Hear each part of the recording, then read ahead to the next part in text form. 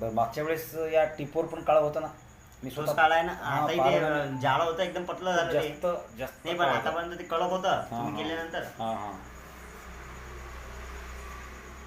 कारण काय की जे मागच्या वेळेस तुम्ही मला दाखवलं होतं ना, हे जे टीप आहे ना, हे पूर्ण म्हणजे ब्लॅक होतं विकून. पण एवढं ब्लॅक आता सध्या नाही आहे, थोडंफारच आहे या इथे इथे.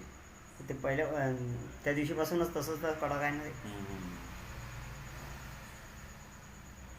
पण आता हलका झाला म्हणजे आज तर एकदमच नॉर्मल झालं ते एकदम, म्हणून मी भिजवून म्हटलं नाही बघायला पडतं आले, कारण काय मग इतकं मोठं कसं. जमा झाला. हां हां.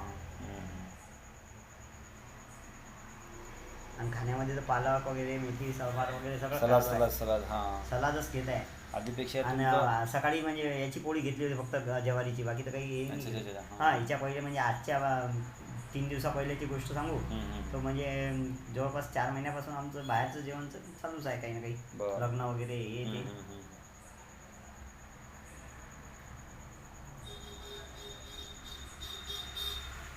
तर पुढे पुढे काय.